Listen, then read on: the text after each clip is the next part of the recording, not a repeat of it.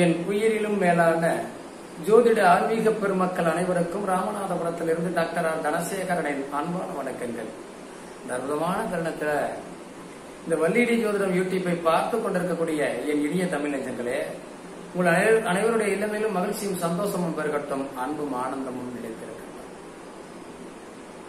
நிறைய நண்பர்களோட கேள்விகள் என்ன அப்படின்னா, என் ஜாதகத்துல நிறைய கிரகங்கள் கூட்டணி போட்டு இருக்கு, இந்த கூட்டணி போட்டு இருக்கக்கூடிய கிரகங்களால் பிரச்சனைகள் அதிகரிக்குமா?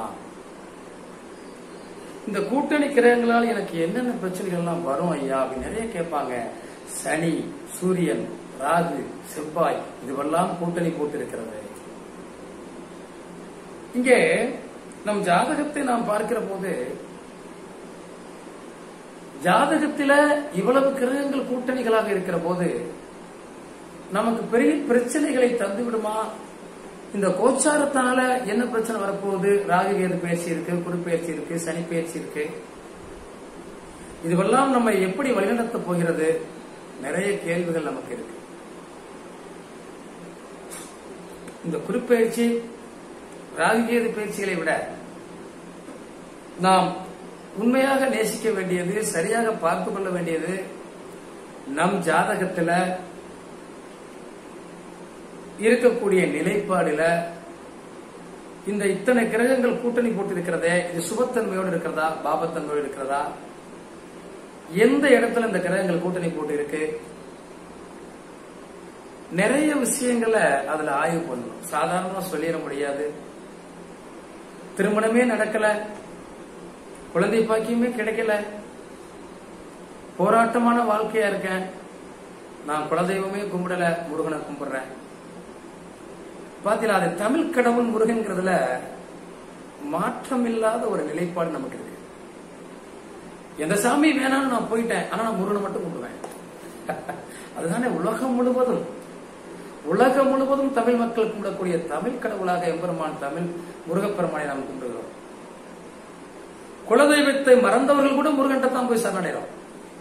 இதற்கு காரணம் இருக்கிறது. உங்களுக்கு லக்கணத்துக்கு 5ஆம் இடத்துடைய அதிபதி செவ்வாய் வீட்டில் யாருக்கெல்லாம் மறைந்திருக்கிறதோ அவர்கள் எல்லாம் குலதெய்வத்தை மறந்துவிட்டு முருகனை வணங்குகிறார்கள். இங்கே 4 கிரகங்கள் கிரக யுத்தத்திலே இருக்கிறது. அப்ப இவருடைய நிலைப்பாடுகள் என்ன? 6, 8 மறைந்திருக்கிறது. இங்கே 4, கிரகங்கள் ஆட்சி பிச்சும் பலம் பெற்று சுபத்தன்மையோடு இருக்கிற போது அவர்கள் மிகப்பெரிய யோகத்திலே இருக்கிறார்கள், மிகப்பெரிய யோகவான்களாக இருக்கிறார்கள். அதே 4, கிரகங்கள் 6, 8 மறைந்திருக்கக்கூடியவர்கள் மிகப்பெரிய பாதகத்திலே சாதகமற்ற சூழ்நிலையில இருக்காங்க. திருமணம் தள்ளி போயிட்டே இருக்கிறது. திருமணம் நடந்தா மனைவி கணவன் வாழ்க்கை சிறப்புள்ள பிரிஞ்சிடறாங்க. குழந்தை பாக்கியம் இல்ல, குழந்தை பிறந்தாலும் அது ஏதாவது ஒரு குறைபாடோடு பிறக்கிறது. இதற்கு காரணம் என்னவாக இருக்கும்? யாரிடம் சொல்வது, யாரிடம் கேட்பது என்ற மனப்பக்குவம் கூட நமக்கு இல்லை. ஏதோ சொல்றாங்க நல்லது நடக்கும், அடுத்த தசாபுத்தியில் நல்லது நடக்கும், அடுத்த கோச்சாரம் நல்லது நடக்கும், எதுவுமே நடக்கலையா? இங்கே நாம் ஒரு விஷயத்தை தெளிவாக புரிந்து கொள்ள வேண்டும். 7.5 சனி என்பது நமக்கு ஒரு பெரிய பாதகமான சூழ்நிலையை ஏற்படுத்துகிறது என்று சொன்னால் 30 வயதுக்கு கீழே இருக்கக்கூடியவர்களுக்கு 7.5 சனியுடைய தாக்கம் பலமாக இருக்கும். அதற்காக 7.5 சனி காலங்கள் முழுவதும் நமக்கு சாதகமான முடிவை தராது என்ற முடிவுக்கு யாரும் வர வேண்டாம். 7.5 சனி காலத்திலே மிகப்பெரிய தொழிலே சாதித்தவர்கள், சாதனைமான்கள் நிறைய இருக்காங்க.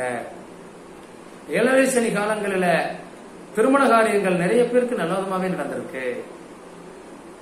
7.5 சனி காலத்துல அரசியல்ல மிகப்பெரிய வெற்றி வாகை சொல்லியிருக்கிறார்கள். அதையெல்லாம் நம்ம மறக்க முடியுமா?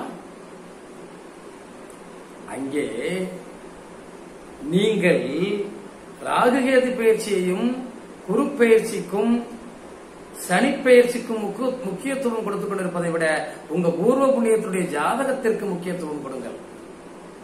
உங்களுடைய பூர்வ புண்ணியத்தில் நீங்க பிறப்பு ஜாதகம் எப்படி இருக்கிறது என்பதை கவனத்தில் எடுத்துக் கொள்ளுங்கள். அதுதான் உங்களுக்கு யோகத்தை தருகிறது. இந்த யோகத்தை தரக்கூடிய வாய்ப்பை உங்களுக்கு பெற்றுத் தருகிறது. யோகத்தை அடையக்கூடிய ஒரு மிகப்பெரிய சாதனையாளனாக வரக்கூடியதற்கு பிறப்பு ஜாதகம் பல வகையிலே உதவி செய்கிறது. இன்னைக்கு நூற்றுக்கணக்கான ஜாதகங்கள் நமக்கு வந்துட்டு இருக்கு. தினந்தோறும் அவர்களுக்கு பதில் சொல்லிட்டு இருக்கோம், பார்த்துட்டு இருக்கோம். ஒரு நண்பர் எனக்கு போன் அடிக்கிறார். ரொம்ப ஒரு சந்தோஷமான விஷயமாக இருந்தது. ஐயா, நீங்க இந்த ஏப்ரலுக்குள்ள நீங்க வெளிநாடு போயிருவீங்கன்னு சொன்னீங்க. நான் மிகப்பெரிய பாதிப்புல கிடந்தேன். இனிமே நமக்கு வாழ்வாதாரம் போச்சேன்னு கிடந்தேன். உங்க பேச்ச நம்பி இருக்கேன். இந்த ஏப்ரல் முடிய போகுதே, இன்னும் நான் போகலையே, அதற்கான மூவ்மெண்ட் தெரியலையே அப்படின்னு. கண்டிப்பாக போயிருவீங்க. நீங்க அதற்கான முயற்சியில் ஈடுபட்டுட்டே இருங்க. ஏப்ரலுக்குள்ள நீங்க அங்க போயிருப்பீங்க. 2 நாட்களுக்கு முன்பாக போன் அடிச்சு, ஐயா நல்லபடியா நான் வெளிநாடு சேர்ந்துட்டேன், நல்ல கம்பெனிக்கு வந்துட்டேன், நல்ல வேலை, நல்ல சம்பளம், நல்லா இருக்கேன், உங்களுக்கு ரொம்ப ரொம்ப நன்றிகள் ஐயா அப்படிங்கிற ஒரு தகவல் எனக்கு சொல்லியிருக்காரு. இதைத்தான் நாம் விரும்புகிறோம். ஜோதிடம் நிறைய பேருக்கு பார்ப்பதை விட கொஞ்சமாக குறுகிய அளவுல பார்த்தாலும் அவருடைய வாழ்க்கை வாழ்வாதாரங்களை மாற்றுவதற்குரிய வழியை நாம் செய்து கொண்டிருக்கிறோம். அதுதான் எனக்கு பிடிக்கிறது. குழந்தை இல்லாதவர்களுக்கு குழந்தை பிறந்திருக்கிறது என்று சொன்னால் அதுல என்ன பிரச்சனை இருக்கிறது? அதற்கான வழிமுறைகளை சொன்னோம். இன்னைக்கு கிட்டத்தட்ட ஒரு 1000கணக்கான பேருக்கு குழந்தைகள் கிடைக்கக்கூடிய வாய்ப்புல 200 பேருக்கு குழந்தைகள் பிறந்திருக்கு. இதற்கெல்லாம் என்ன நம்மட மாய மந்திரம் இல்லை. ஜனன ஜாதகத்துல பூர்வ புண்ணியத்துல என்ன கெட்டு இருக்கிறது? எந்த கிரகம் எந்த சாரம் வாங்கி இருக்கிறது? இந்த பூர்வ புண்ணியத்தினால இவர்களுக்கு என்ன பாதிப்பை அங்கே கொடுத்திருக்கிறது? அதை மாறுவதற்கான வழியை செய்தோம். அது மாறியது, அந்த பிரச்சனை தீர்ந்தது, குழந்தை பாக்கியம் கிடைத்தது, பொருளாதாரம் நிறைவை பெற்றது. நீங்க இந்த 5 கிரகங்கள் கூட்டணி போட்டு ஒரு இடத்துல இருக்கிற போது நீங்க பார்க்கலாம், ஒரு இடத்துல கூட்டமா கிரகங்கள் கிடக்குதுன்னா இந்த கிரகங்கள் எல்லாமே சுபத்தன்மை பெற்று உங்க லக்கணத்துக்கு நல்லது செய்யக்கூடிய கிரகங்களாக இருந்தா உங்களை மேல மேல தூக்கி விடும். அங்க இருக்கக்கூடிய கிரகங்கள்ல உங்களுக்கு நல்லது செய்யக்கூடிய லக்னாதிபதி போய் மாட்டிக்கிட்டாரு. அந்த 4 கிரகங்கள்ல உங்களுக்கு கெடுதலான கிரகங்களே மெஜாரிட்டியா இருக்கு. இந்த லக்னாதிபதி என்பவரை வளர விடாமல் இழுத்து கீழே போட்டோம். பள்ளத்தில் இருக்கிற மேட்டை ஏறி போகும்போது பிடிச்சிட்டு போகும். இந்த கிரக இணைவுகள்ல இந்த 4 கிரகங்கள்ல ஒரு கிரகங்கள் மட்டும் கெட்டு போன கிரகங்களா இருந்து 3 கிரகங்கள் உங்களுக்கு சாதகமான கிரகங்களா இருந்தா படிப்படியா நீங்க மேல போய்கிட்டே இருப்பீங்க. உங்களுக்கு நல்லதை செஞ்சுக்கிட்டே இருக்கும் அந்த கிரகங்கள். இப்படி நிறைய வித்தியாசங்கள் இருக்கு கூட்டணி போடக்கூடிய கிரகங்கள்ல. திருமண வாழ்க்கை நடந்தும் சிறப்பு இல்லாம போயிருது. 7ஆம் இடம் பாதிக்கப்படுது, 8ஆம் இடம் பாதிக்கப்படுது. இங்க கர்மஸ்தானம் என்ற ஒரு இடம் இருக்கிறது அல்லவா, 10ஆம் இடம், ஜீவனஸ்தானம் என்று சொல்கிறோமே லக்கணத்திற்கு. அதுதானே நமக்கு இந்த ஜீவனத்தை இந்த ஜன காலத்திலே நமக்கு வடிவமைத்துக் கொடுக்கிறது. பூர்வ புண்ணியத்தால் நாம் என்ன சம்பாதிக்க போகிறோம், எவ்வளவு பணம் சேர்க்க போகிறோம், எவ்வளவு செலவு செய்ய போகிறோம் என்பதை அதுதானே முடிவு செய்கிறது. அந்த இடத்துல நாம கவனமா இல்லைன்னா தோத்து போயிடுறோமே. அப்ப அந்த பூர்வ புண்ணியம் என்று சொல்லக்கூடிய 9ஆம் இடம் தர்மஸ்தானமும் 10ஆம் இடம் கர்மஸ்தானமும் எப்படி இருக்கிறது?